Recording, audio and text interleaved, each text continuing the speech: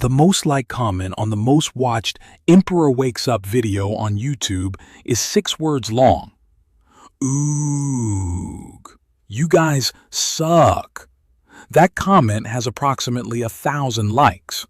The video it sits under has nearly 400,000 views. The audience that left it already knows exactly what follows. They wrote the thesis themselves in a comment section before anyone assembled the evidence for it. He wakes up. He looks around. He hates everything you built. One disclosure first because it matters. What comes next divides into 2 distinct parts. The first is hard Black Library canon, the emperor's documented philosophical positions in the 30th millennium, his recorded statements, his behavior, and the institutions built to structurally invert every single one of them. The second, what actually happens when he wakes, is reader extrapolation. Games Workshop hasn't confirmed an emperor awakening, and the post-throne mechanics here are built from established canonical elements, rather than from a GW-approved narrative sequence. The canon is airtight. The conclusions drawn from it belong to the reader. The imperial truth was the defining ideology of the Great Crusade, a secular creed that denied gods, outlawed religion, and held that humanity's future depended on reason, science, and the absolute rejection of superstition. The emperor didn't suggest this, he enforced it. Worlds that clung to religion were re-educated or destroyed. The iterators, an entire corps of orators and rhetoricians deployed with every expeditionary fleet, existed for the specific purpose of spreading the creed. Their job was the ideological conquest of a galaxy, one population at a time. As human worlds were brought into imperial compliance and populations wanted to worship him, his recorded response was explicit. I am not a god. Rather than enslaving humanity, I want to free it from ignorance and superstition. His stated civilizational ambition was that mankind would never be free to reach its destiny until the last stone from the last church was cast down onto the last priest. This wasn't rhetorical. Graham McNeil's short story, The Last Church, published in the Tales of Heresy anthology in 2009, positions the emperor at the final church remaining on Terra at the close of the Unification Wars. The priest inside, Uriah Olathere, debates him directly. Asked whether his crusade differs from the holy men who launched crusades before him, the emperor's answer is essentially that the difference is he knows he is right. Uriah's warning, delivered and ignored. Beware that your subjects don't begin to see you as a god. The church is demolished after the conversation ends. That is, the Unification War's concluding act on the emperor's terms. Not a battle, but a demolition. Not a debate, but a precedent. The Great Crusade carried this doctrine across the galaxy. The imperial truth was atheistic, rationalist, and materialist. It held that the universe was knowable, that knowledge defeated fear, and that attributing observable phenomena to gods reflected an incomplete understanding of reality. The iterators preached this to populations that had survived the age of strife on a diet of superstition, trauma, and dark gods. Entire worlds were re-educated. Others, when re-education failed, were destroyed. Those who clung to their ignorance were cast down, their lies silenced in the pyre's roar. Now here is the complication, because the full picture requires it. The emperor wasn't a consistent, proactive enforcer of his own doctrine when it came to those he loved. Lorgar, primarch of the word-bearers, spent nearly a century converting every world his legion touched to the worship of the emperor as a god. For almost a standard century, Lorgar and his legion successfully prosecuted the Great Crusade, and in that time, the emperor never once admonished his zealous son for their fervent worship. even though such doctrine clashed directly with his policy of spreading the imperial truth. 100 years, no warning. Near the end of the Great Crusade, the emperor ordered Robute Guilliman and the entire Ultramarines Legion, accompanied by the Legio Custodes and Malcador the Sigillite, to travel to the planet Kur. The capital, Monarchia, had been built across a century of devotion as a city of cathedrals and temples dedicated to the emperor's divinity. The word-bearers called it the perfect city. It had been brought into compliance 103 years prior, and in that time the word-bearers had raised it into a monument to everything the emperor had forbidden. The Ultramarines destroyed it. When the word-bearers arrived to find their perfect city in smoldering ruins, the emperor was waiting.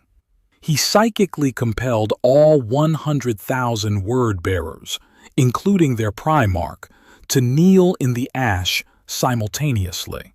His verdict, delivered in the ruins: he was no god and would suffer no such belief in his realm.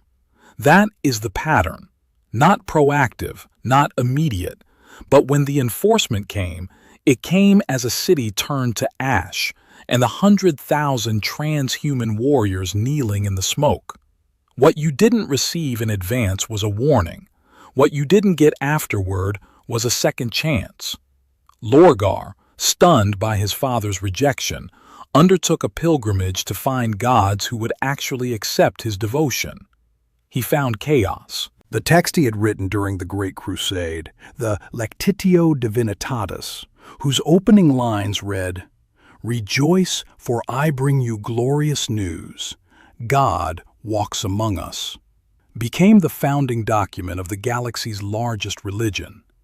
The founding text of the ecclesiarchy was written by a man the emperor destroyed a city to correct, who then converted to the service of the chaos gods as a direct result of that correction.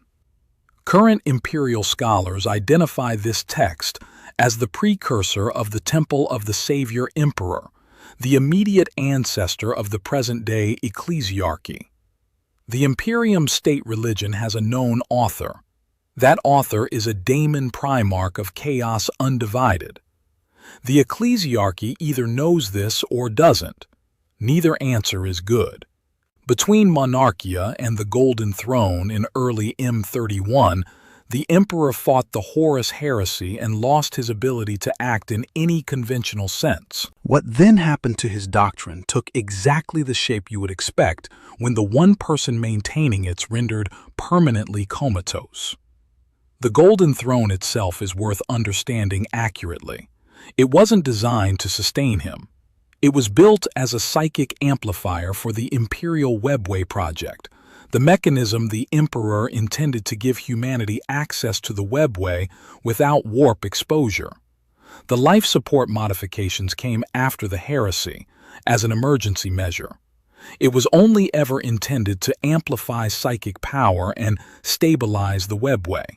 What it became, an indefinite life support mechanism for the most powerful psyker in human history, was an improvisation, not a plan.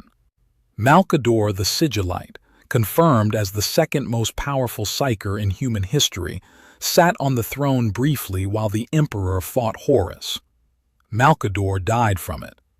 The emperor does this continuously, for 10,000 years.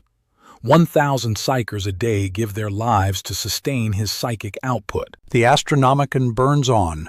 The throne degrades. While he sits there, unable to communicate, unable to enforce a single recorded position, the Imperium transforms around him into the exact thing he said would happen to anyone who let it. It begins immediately after the heresy. Without his presence, without his voice, religion moves back into the vacuum. The Lectitio Divinitatis spreads from underground cult to mainstream faith. The Temple of the Savior Emperor takes root on Terra itself. That following grows.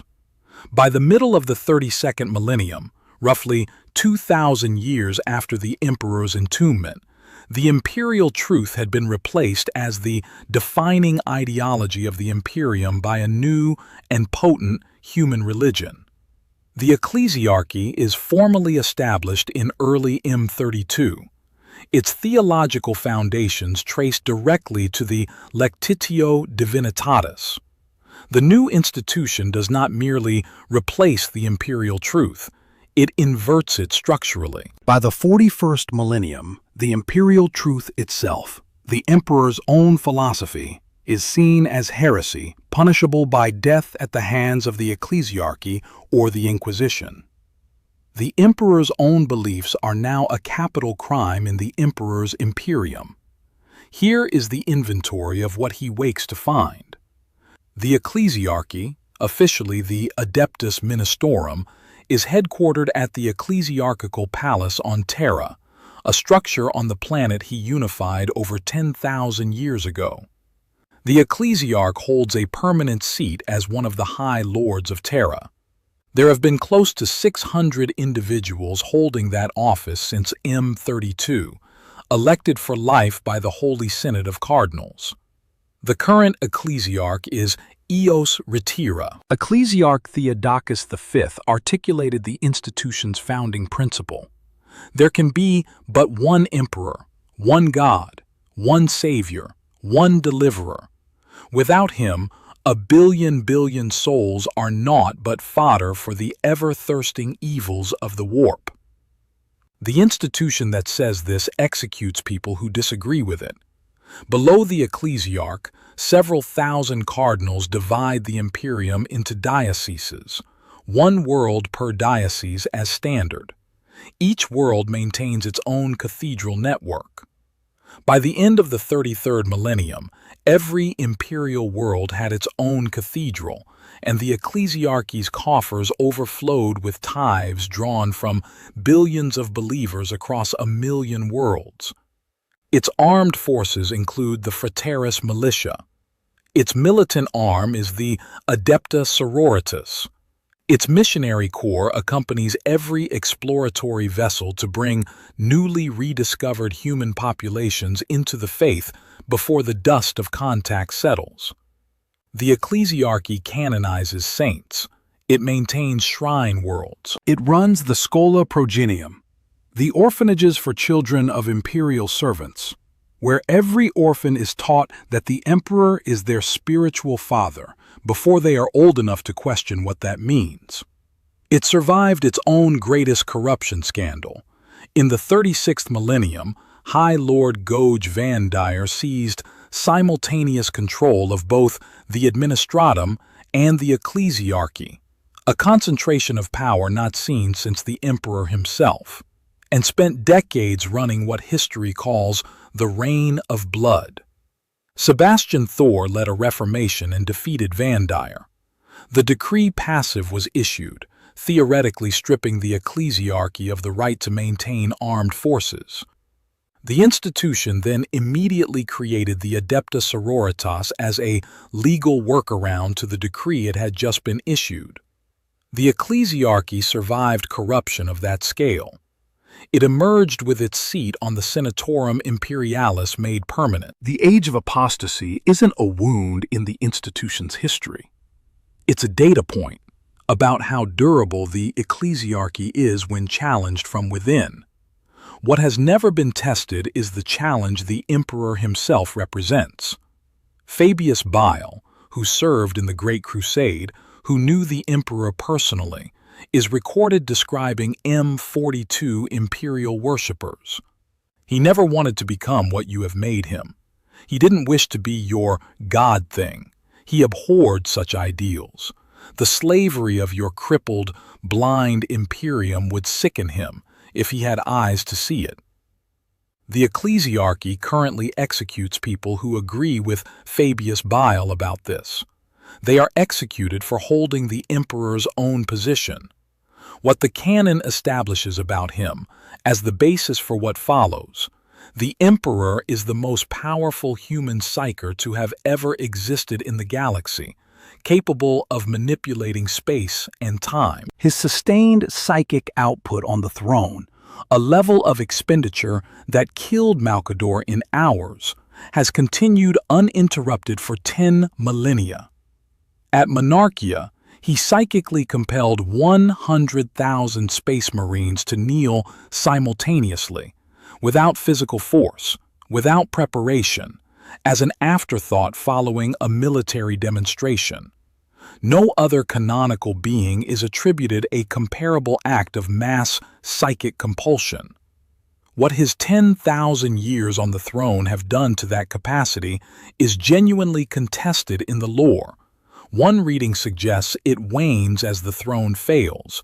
Another that trillion-strong worship has strengthened his warp presence beyond anything pre-throne estimates could account for. What isn't contested is the baseline. Given this canonical power scale, given the Monarchia precedent, given the consistent philosophical record, the extrapolation from the evidence runs as follows. He wakes. He is, by every established canonical measure, the most psychically potent being in the history of humanity. The throne was failing. It's no longer needed. The Astronomicon no longer requires 1,000 deaths per day to sustain.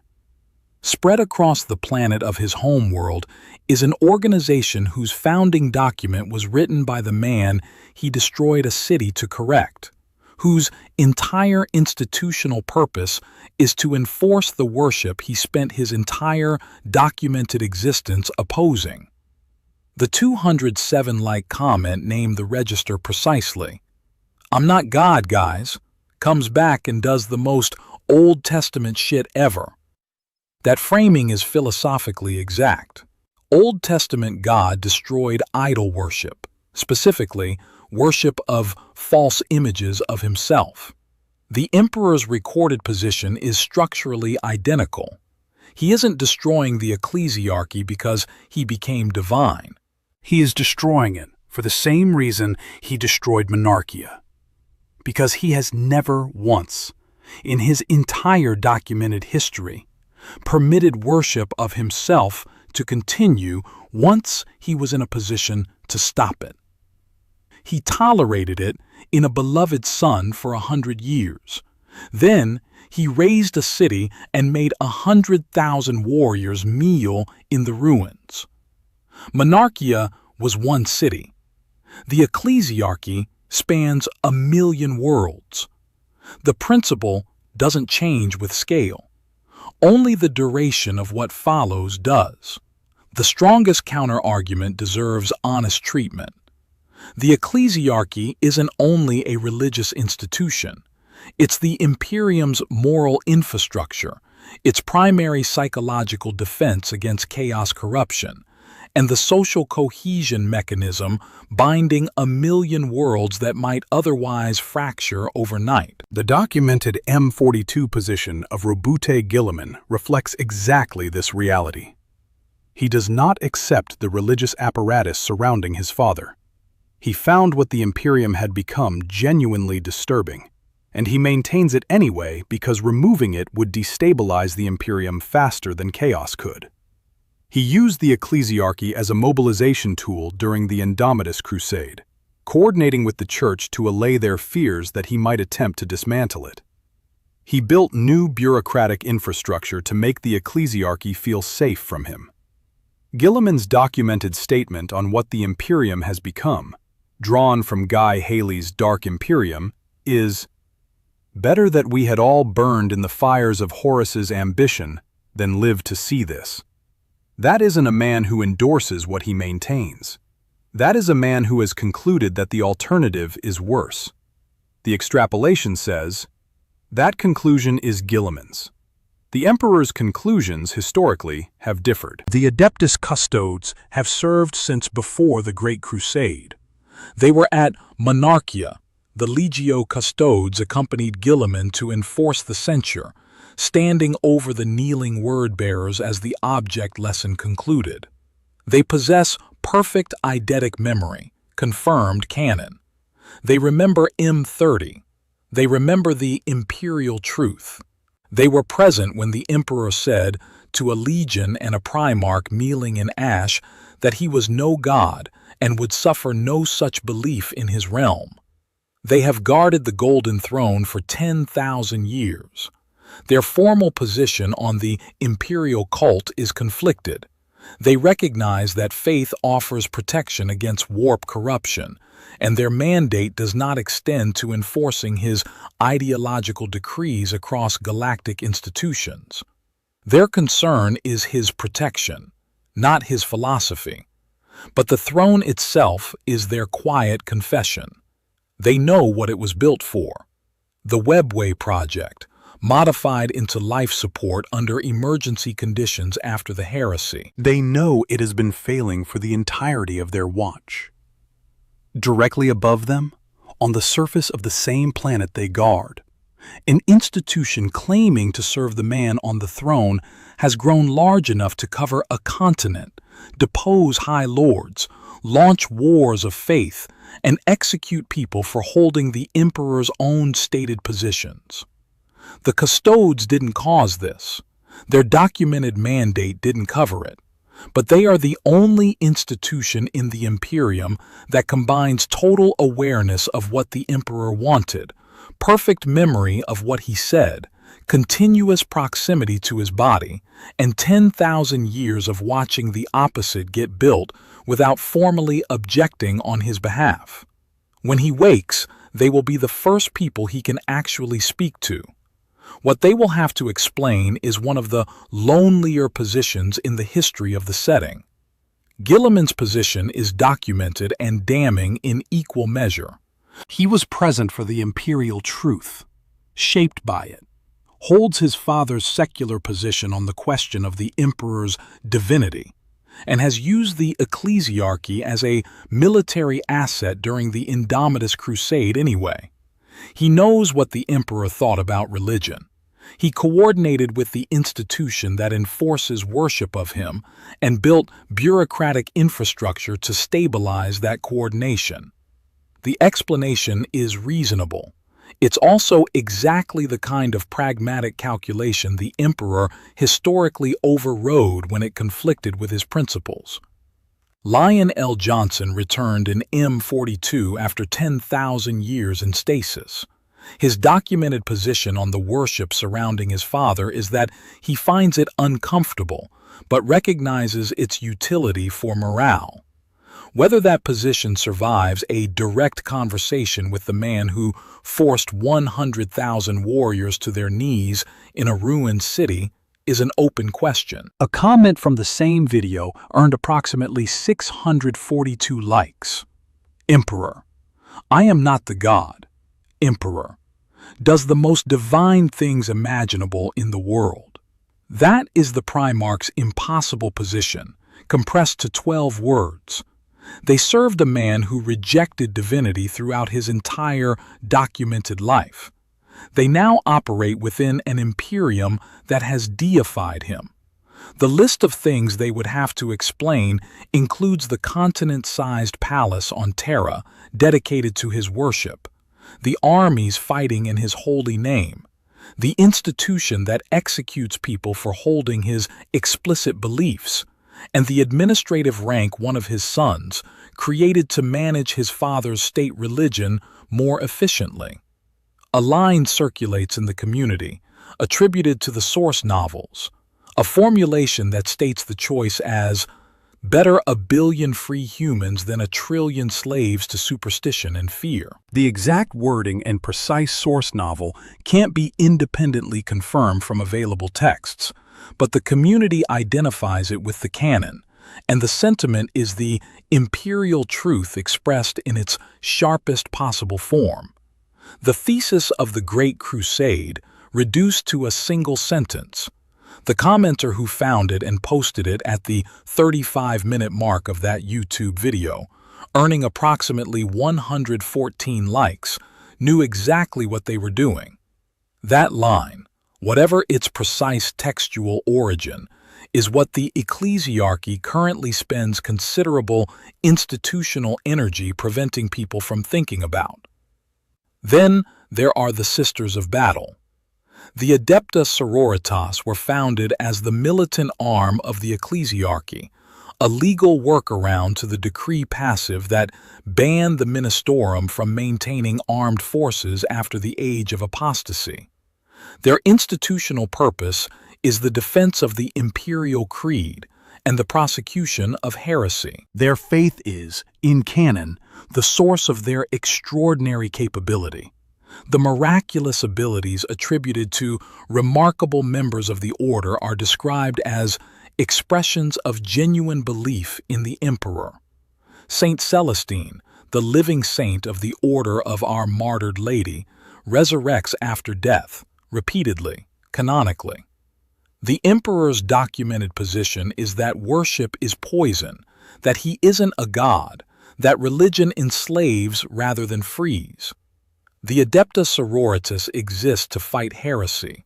Their entire mandate is the defense of the belief that the Emperor is God, that worship is his will, and that deviation is an enemy of humanity. If the Emperor reasserts the position he held throughout the entire pre-throne period of his documented life, then the Adepta Sororitas are the militant arm of the heresy he has returned to correct. Their weapons are designed for fighting heresy. Their faith is in him. Their faith is also the thing he would dissolve. By their own doctrinal standards, the Emperor himself would represent the most consequential deviation from imperial orthodoxy in the history of the setting. The audience already wrote all of this. They wrote it in the comments section of a YouTube video about his waking, before anyone assembled the canonical evidence into order. Approximately 1,000 people liked 6 words of world-weary disgust. 753 liked a joke about GTA 6's development timeline. 736 proposed the year 3081 as the earliest Games Workshop might finally do something with him. 642 identified the load-bearing irony. I am not the God. Does the most divine things imaginable. 207 gave it the Old Testament framing. 114 found the line from the source novels and posted it without commentary because it doesn't need any. They didn't need the evidence assembled for them. They felt the pull of it the moment someone asked the question. The Emperor is the most powerful psyker in human history, confirmed canon. He spent his entire documented pre-throne existence opposing religion, confirmed canon. He destroyed the infrastructure of his own worship with military force, confirmed canon. The ecclesiarchy built everything he destroyed, made it mandatory, and made questioning it a capital offense, confirmed canon. The imperial truth, his own philosophy, is now a heresy punishable by death, confirmed canon. Everything after the awakening is extrapolation. The direction of travel has only ever pointed one way. The Imperium gets the Emperor back. The Astronomicon stabilizes. The existential threat at the heart of imperial infrastructure resolves. The miracle the ecclesiarchy has prayed for across 10,000 years is granted. The ecclesiarchy does not survive the week. Not because he became divine, because the same man who declared the last stone of the last church, the last priest, who raised Monarchia to ash, who told his primarchs on the record that he wasn't a god and the pursuit of his divinity was a failure of purpose. That man has now seen 10,000 years of the exact thing his entire civilizational project existed to prevent. He has seen it built on the foundation text of a traitor. He has seen it execute people for holding his own views. He has seen his son build new infrastructure to make it feel safe. The Frateris militia, soldiers who exist to fight for the veneration of the Golden Throne, find themselves holding the most inconvenient mandate in galactic history upon his awakening. The Sisters of Battle have a new heresy to fight. It's themselves. The audience wrote that too. 1,000 likes for the world-weary disgust. 753 for the GTA 6 joke. 114 for the Imperial truth pulled directly from the novels. The comment section arrived at the thesis independently, without assembly, because the canon pointed here the whole time. The year is 3081. Maybe Games Workshop will do something with him before then. Subscribe for more stories like this.